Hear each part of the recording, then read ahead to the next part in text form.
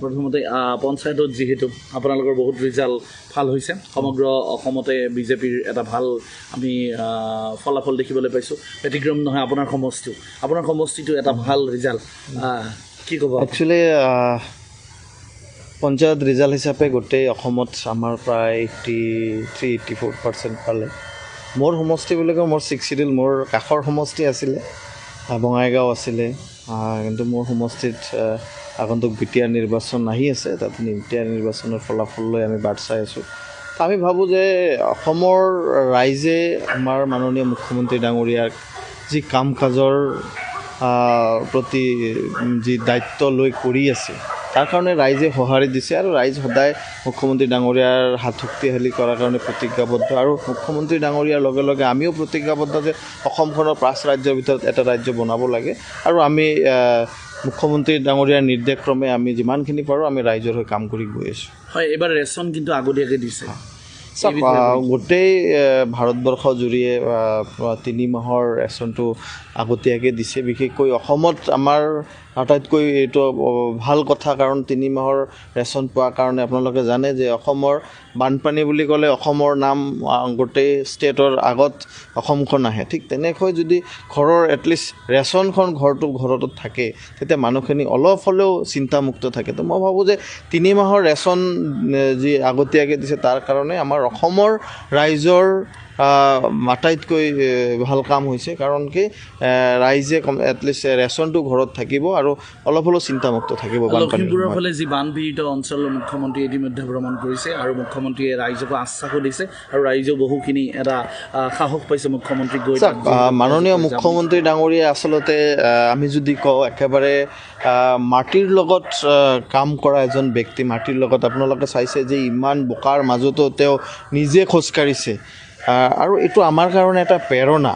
কাৰণ আমাৰ মুখ্যমন্ত্ৰীয়ে যেতিয়া কাম কৰিব, আমাৰ দৰে বিধায়কসকলেও কাম নকৰি পেলাই থাকিব নোৱাৰে। এইটো আমাৰ কাৰণে এটা প্ৰেৰণা। আৰু আপোনালোকে এই বস্তুটোৱে এটা লক্ষণীয় বিষয় যে আগৰ চৰকাৰখনে, তৰুণ গগৈ দিনৰ চৰকাৰখনে হেলিকপ্টাৰেৰে বানপানী চাবলৈ গৈছিলে আৰু আমাৰ মুখ্যমন্ত্ৰীয়ে আজিও শিলচৰত আছে। তো তেনে ক্ষেত্ৰত মই ভাবোঁ যে এই যে বোকা গছকি ৰাইজৰ কাষত, ৰাইজৰ দুখ দুৰ্দশাৰ সময়ত থিয় হোৱা আৰু মুখ্যমন্ত্ৰী ডাঙৰীয়া অকল সঁহাৰি দিয়া নাই, প্ৰতিটো কাম আখৰে আখৰে পালন কৰা, সেইকাৰণে ৰাইজে আঁকোৱালি লয় মুখ্যমন্ত্ৰী ডাঙৰীয়াৰ প্ৰতিটো কথা। মুখ্যমন্ত্ৰী ডাঙৰীয়া ৰাইজৰ যেনেকৈ ৰাখে, ৰাইজেও মুখ্যমন্ত্ৰী ডাঙৰীয়াৰ আহ্বানক সদায় সঁহাৰি দিছে। অসম প্ৰদেশ কংগ্ৰেছৰ নৱনিযুক্ত যি সভাপতি গৌৰৱ গগৈ যেতিয়া সভাপতি ভাৰতীয় জাতীয় কংগ্ৰেছে স্বীকৃতি দিছে, তাৰপাছত অসমৰ যি কংগ্ৰেছ কৰ্মীসকল প্ৰায় মৰহি যোৱাৰ দৰে হৈছিল। পঞ্চায়তত যিহেতু প্ৰায় বেয়া এটা ফলাফল, উজনি অসমত 0।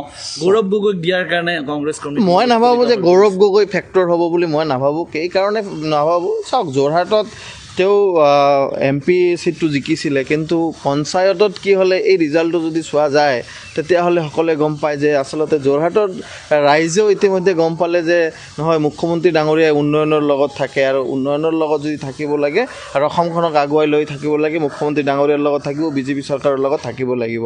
গৌৰৱ গগৈৰ লগত থাকি যে অসমখনক উন্নয়ন কৰিব সেইটো কেতিয়াও হ'ব নোৱাৰে। আৰু গৌৰৱ গগৈ এটা নামহে, কামটো নাই। কাম একো আজিলৈকে কৰিছে বুলি তেওঁ দুবাৰকৈ সাংসদ হৈছে, কিবা এটা কাম তেওঁ কৰিছে বুলি আমি দেখা নাই। সেইকাৰণে গৌৰৱ গগৈ তেওঁ এটা নাম লৈ চলি আছে। আৰু সেই কি আমাৰ এটা কয় ৰজাঘৰীয়া বুলি কয়, সেই ৰাজপাটৰ দৰে তেওঁ চিন্তা চৰ্চা, এতিয়াও তেওঁৰ সেই চিন্তা চৰ্চা। আজিও বানপানীয়ে কক বগাই আছে অসমৰ ৰাইজে, তেওঁ গাড়ী লৈ বিভিন্ন ঠাইত সম্বৰ্ধনা লৈ আছে, ঘূৰি আছে। এইটো আমাৰ কাৰণে, অসমৰ ৰাইজৰ কাৰণে আচলতে এটা প্ৰশ্ন যে তেওঁ আচলতে কি কৰিব বিচাৰিছে। এই প্ৰশ্নটো আপোনালোকে ভয় খাইছে, বিজেপিয়ে ভয় খাইছে। চাওক, বিজেপিয়ে ভয় খোৱাৰ প্ৰশ্নই নাই। এইটোতো আপোনালোকে জানে যে কংগ্ৰেছৰ পোষ্টাৰ বেনাৰ ফাৰে, কংগ্ৰেছৰ নেতা মন্ত্ৰীসকলক পিটে, তাৰপিছত বিজেপিৰ দুখ হয়। এইটো প্ৰতিটো কথাই প্ৰমাণ হৈ গৈছে।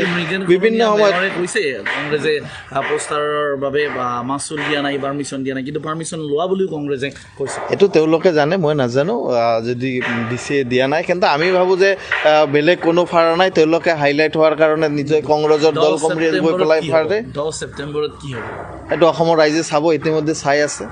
আৰু অসমৰ ৰাইজে চাইব মন্তব্য কৰে। মুখ্যমন্ত্ৰী ডাঙৰীয়াই নিশ্চয়কৈ 10 ছেপ্টেম্বৰলৈ বাট চাবলৈ দিছে। মই ভাবোঁ 10 ছেপ্টেম্বৰ নহয়, তাৰ আগতীয়াকৈ হ'ব।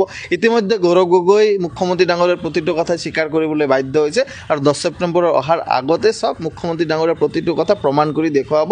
মই ভাবোঁ যে মুখ্যমন্ত্ৰী ডাঙৰীয়াৰ কথাটো অসমৰ ৰাইজে যে বিশ্বাসত লয়, এনে নলয়, সেইটো প্ৰমাণ হৈ যাব আৰু গৌৰৱ গগৈ নতহেৰে স্বীকাৰ কৰিবলৈ বাধ্য হ'ব। Stay informed, stay ahead. News NE 365.